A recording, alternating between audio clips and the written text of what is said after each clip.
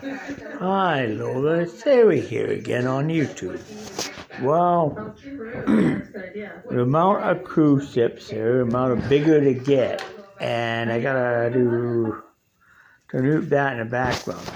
Amount of cruise ships, the bigger and bigger they get, like the race of sea mega-sized boat. I'm probably bigger than that in the future, I say.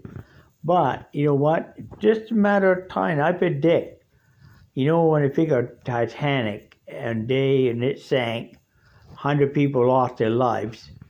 You know that, and the sinking, yes, of course. But imagine, take that into today's standard, like a vessel, a huge cruise ship, like Races of the Seas, for example. Let's suppose something goes terribly wrong, the boat would get starting to sink. The crew order sound the lifeboat at sea. What will happen? There'd be widespread panic on board. People would even know how lifeboat drill by law, what they're supposed to, what they do. People want to make a lifeboat station. It could be widespread panic. People running everywhere. I know, and it'd be horrible panic because, you know, it would be it can know what kill people at sea. You know what really kill people at sea? It ain't the sinking of a vessel, getting a lifeboat and getting off the ship when it's sinking. It's the panic that will kill you, not getting to a lifeboat station. And the panic will kill you first before you drown, before you drown in 20 feet of water. If you drown 150, drown and could to death. Panic that will kill you first before that. And that is a fact, really. And it's a matter of time before a mega disaster will happen, in mega proportions, of course. And I predict someday, somewhere in the world, one of these mega cruise ships gonna have a disaster. A disaster gonna change the way we build cruise ships. It's gonna change to make it, and there'll be a whole lot more safety regulations. Too will come out after the fact of it. But it takes, theoretically, it takes a disaster to happen for something done about it. If you look at Titanic, we have put less lifeboat. Well, there wasn't enough lifeboat to get the passenger safely off the boat. As a result, what do you think happened? You want to know? As a result, I'll tell you. People lost their lives as a result. But after Titanic sunk, the amount of lifeboat were doubled on other vessels at that particular time. The amount of lifeboats were tripled and doubled up and everything else. In Olympia, they were tripled. And before Olympia was decommissioned, they were quadrupled, basically. So that means that what that tells me is the amount of boats that were there were actually quadrupled. That means that it took a disaster like that to happen first before it's done about. Now, you look at big cruise ship, how many lifeboats would be? They need to actually, by amount of people on board, the only way we invent it need quadruple amount of lifeboats on old vessels. Like we did quadruple amount of lifeboat. I mean, more lifeboat, because, you know, panic will kill you. Panic at sea will kill you, you know. And not only that, but no doubt, the biggest thing right now, one ship reputation damaged just by that H1N1 virus. That nasty Chinese virus, M1 virus, that many people are being killed by right now, and that in China. Guess what? Well, it already ruined the ship reputation. The Princess Cruise Line, their reputation damaged from that virus, big time. Even though it affected people off that boat still, they're gonna have to get the crew off the boat too. They're gonna be affected. Once all the crew's off the boat, Then they're going to have to come in with a team to disinfect the whole entire boat from top to bottom. And that's no joke. I mean, even though disinfected, I don't think it would ever would be allowed. I don't think that boat would be out there again much longer on the high seas afterward. I think what's going to happen to it is printer will cover that up, disinfect it, cover it up, put it up for sale, sell it on the cruise line, and not let them know that it was that to begin with. And then our cruise line find out they put it up for sale, sell it on the cruise line, they put it up for sale, and then they sell it to then it ends up on a beach in Thailand being cut up for scrap metal. That's what's going to happen there. You watch. That will happen. End up in Thailand, cut up for scrap metal, and it'd be shame to think about. That will happen. Basically, cut up for razor blades. That will happen. When you think about any ship of that built, they might sail for 20, 30 years, even after 5 years, 6, 8 years at sea, sailing on ports. It gets to a point where cruise lines cannot, or owners of ships, say, we cannot afford to keep this boat operating. It costs, maintenance costs are overwhelming, and there's only so much you can retrofit onto a boat after a while. And as the boat get older, try to put in new things like internet or Wi-Fi or things we take for day, adding more onto a boat, adding more stuff to a vessel. It's going to take a lot longer. The next thing you know it, won't get to the point where you can't add anything more, only retrofit so much. Doing point where wiring get old, it can't add on or don't have a capacity and ship generator to produce electricity required to operate that stuff. And then the boat has troubles.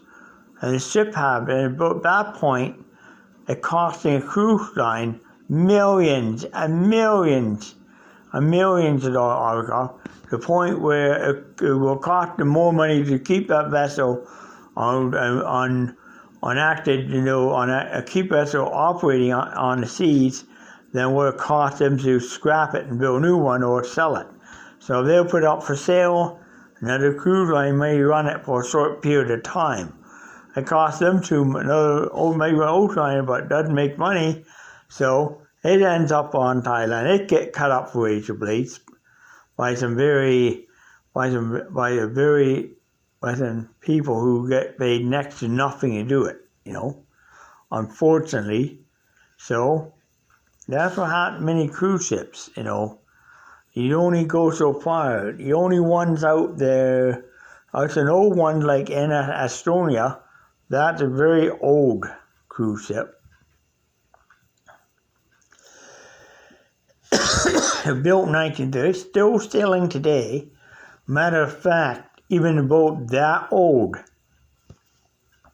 it's very expensive to run it because they literally have to rebuild the whole thing inside out. And when it costs too much, it's time to say bye. Boats that I know.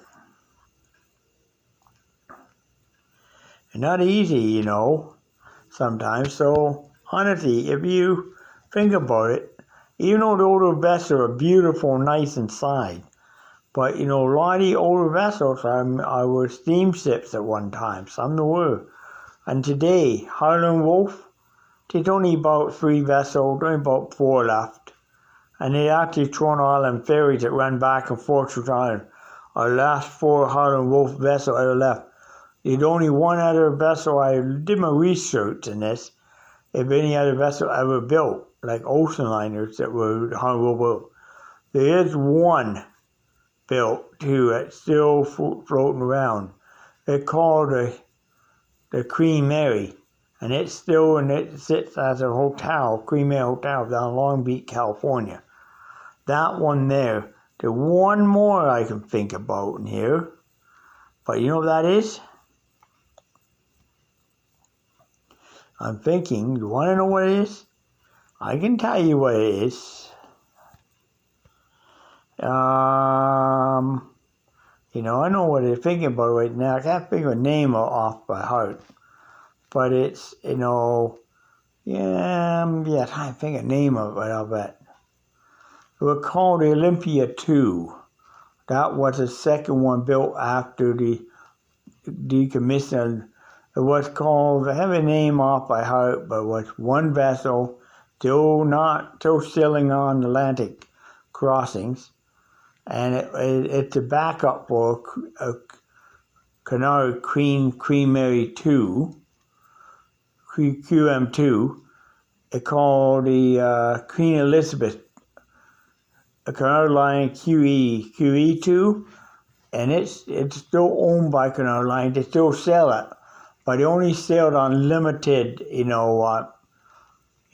thing. If for example, Queen Mary 2 is sold throughout their capacity, and then they will take the Queen Elizabeth QE2 and they will take U2 out, and they'll fill that to capacity. So if you got a huge quantity selling, they would sell them both at once, back and forth.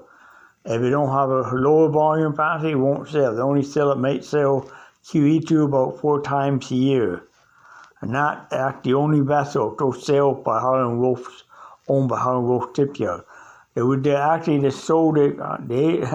Canard sold that to somebody in Syria, but unfortunately, the vessel couldn't be delivered there because of the Atlantic front, and Syria war Atlantic front.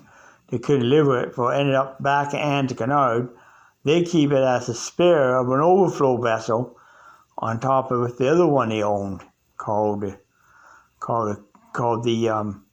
QM2, Queen Mary 2. QM2, Queen Elizabeth 2 is the one that they still sell it, but not enough much as you think it is. Sometimes they do charter cruises to nowhere. On charter cruises, not going to certain locations in the North Atlantic, but they can't sail in the ice fields. It will end up, it would be very pleasant, But that's what they're not using much. It's still sail, but not as much. It's built by Harlan Wolff. It's a very reliable boat, and they keep it on tap only for one needed purpose anyway. Now, I'm going to say when the boat gets old, cruise line don't. But I predict in a matter of time, there's going to be a maritime disaster at sea, like 9 times worse than the Titanic disaster. And it can involve hundreds and thousands of people who lose their life. But with the advent of smartphones and video cameras and SIM cards and SD cards, when they recover those phones and SD cards from a sunken boat, you may look at the SD cards and phone, may end up getting a lot of pictures, a lot of information, what caused the sinking, and panic-wise. Anyways, and maybe some video might get uploaded YouTube on it in the future. Who knows? I don't know. It's just a matter of time before there's a major disaster. And I mean, it's a sad fact. It can be 9 times worse Titanic disaster. It can be so bad that it can change the way we look at cruise ship. Matter of fact, a cruise line may end up building a smaller vessel after the fact. I see it coming, too. Vlog over.